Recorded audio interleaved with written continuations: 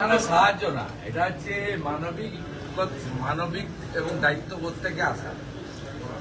এরা আমাদের সহনাগরিক, পেটের টানে সিকিমে গেছিল ঝুঁকিপূর্ণ কাজ করতে।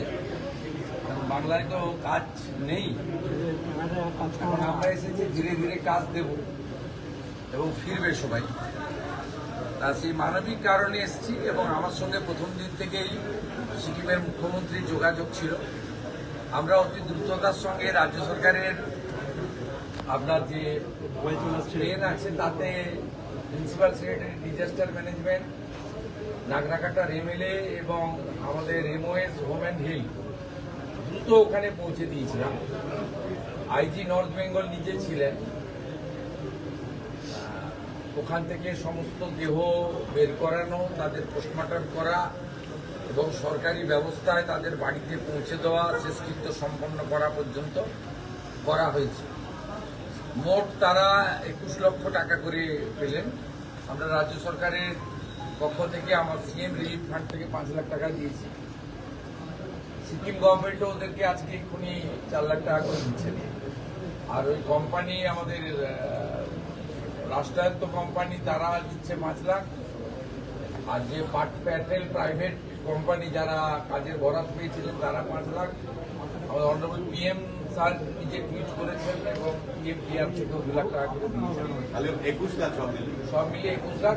আমরা পশ্চিমবঙ্গের নাগরিকদের মধ্যে 7 জনকে হোমগার্ডে চাকরি দিলাম, আর 4 জনের হোমগার্ডে ক্রাইটেরিয়া ফিট করছিল না, সেই জন্য তাদেরকে সিভিল ভলেন্টিয়ার্সে কাজ দেওয়া হলো। এগুলো আমাদের দায়িত্বের মধ্যে পড়ে, এগুলো আমরা করলাম। সমস্ত প্রান্তিক মানুষ মেটেলি ব্লকের আছে, নাগরাকাটার আছে, ফালাকাটার আছে। আমার সঙ্গে রাষ্ট্রমন্ত্রী ছিলেন হোমের, জলপাইগুড়ির সাংসদ ছিলেন, আর এমএলএরা ছিলেন, আমাদের 2 জন রাষ্ট্রবাদী সহকর্মী ছিলেন, বাপি গোস্বামী শ্যামল রায়, এবং প্রশাসনের সবাই ছিলেন। ডিজাস্টার ম্যানেজমেন্টের principal secretary, IG north Bengal, এই জেলার ডিএমএসপি সবাই ছিলেন। আমরা পরিবারগুলোর প্রতি সহানুভূতি, সমব্যথিতা ও দায়িত্ব কর্তব্য পালন করলাম।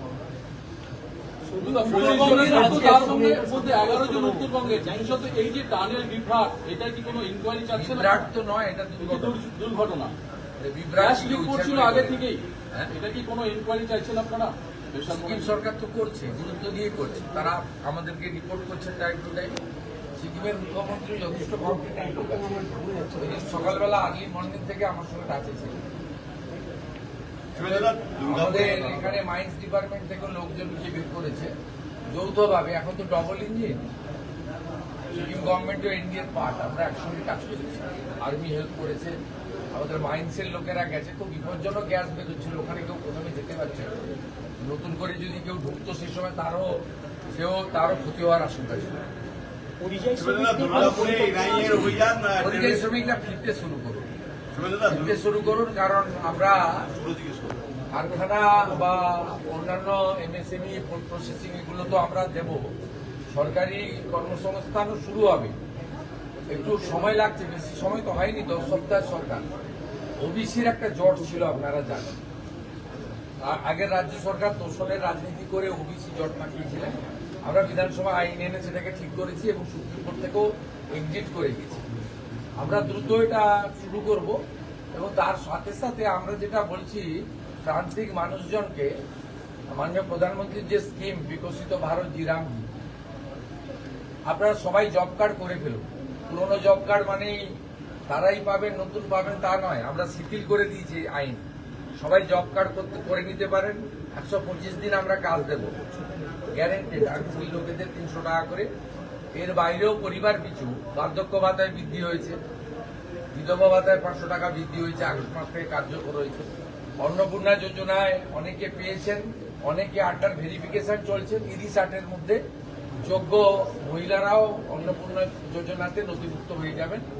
যারা পাওয়ার যোগ্য স্বচ্ছতার ভিত্তিতে তারা পেয়ে যাবেন। এর বাইরেও পিএম কিষাণ বাড়িয়ে দেওয়া হয়েছে, প্রধানমন্ত্রী 6,000-এর সঙ্গে রাজ্য সরকারের 3,000। কৃষক বন্ধুর ভেরিফিকেশন শেষ হলে আমরা কৃষি জমি থাকলেই তাদেরকে 4,000 টাকা করে দেবো কৃষক বন্ধুতে। তার উপরে যে সিলিং থাকবে তাদেরকে একটা আমাদের করা হয়েছে সিস্টেম, এবং রেশন তো ফ্রি দিচ্ছেন প্রধানমন্ত্রী রাজ্য সরকারের মাধ্যমে। আমাদের নির্বাচন চলাকালীন আটা নিয়ে ব্যাপক অভিযোগ ছিল নিম্নমানের, আমরা আটা বন্ধ করে দিয়েছি, এখন ভালো গম পাচ্ছেন আপনারা। এর সঙ্গে 5 লাখ টাকার ইলেকট্রিক, 5 লাখ টাকা স্বাস্থ্য ফ্রি আয়ুষ্মান ভারত। 16ই আগস্ট আয়ুষ্মান দিবস ঘোষণা করা হয়েছে, যেটা আগের সরকার খেলা হবে দিবস করেছিল, কারণ 1946-এর ওই দিন যা গ্রেট ক্যালকাটা কিলিং হয়েছিল সুরাবর্দির নেতৃত্বে, 10,000 হিন্দু খুন হয়েছিল।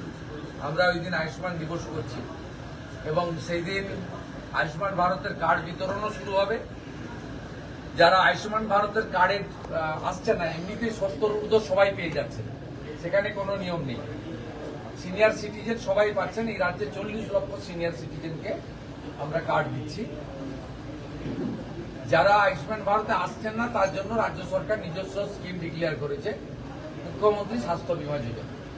আয়ুষ্মান ভারতের মতোই গোটা ভারতবর্ষ জুড়ে 5 লক্ষ টাকা পর্যন্ত আয়ুষ্মান ভারত যে যে হসপিটালে বা প্রাইভেট হসপিটালে, গভর্নমেন্ট হসপিটালে পান, সেখানে সেখানে মুখ্যমন্ত্রী স্বাস্থ্য বীমাতেও 5 লাখ টাকা পর্যন্ত নাম কিভাবে তোলা যাবে, চিকিৎসা।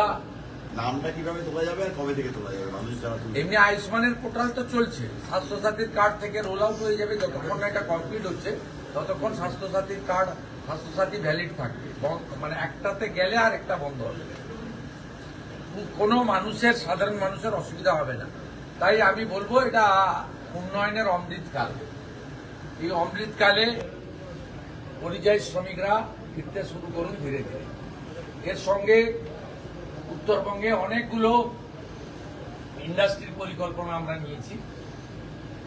আমাদের ওদিকে যেমন মালদাতে আম লিচু ফুড প্রসেসিং ইউনিট হচ্ছে, মাখানাকে নিয়ে আমরা কাজ করব। এদিকে আপনার আমাদের আনারস এবং ভুট্টার উপরে ফুড প্রসেসিং এর আমাদের কাজ হবে।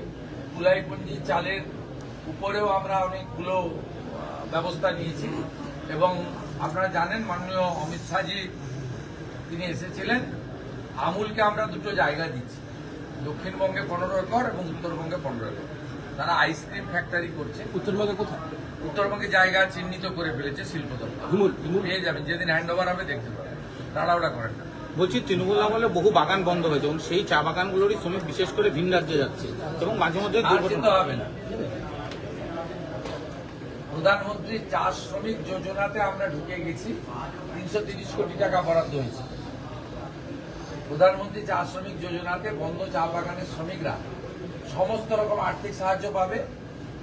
আর যে 25টা বাগান বন্ধ আছে, ইতিমধ্যে শ্রমমন্ত্রী অর্জুন সিং এবং এখানকার টি বোর্ডের চেয়ারম্যান মিস্টার মুরুগান তারা ব্যবস্থা নিয়েছেন।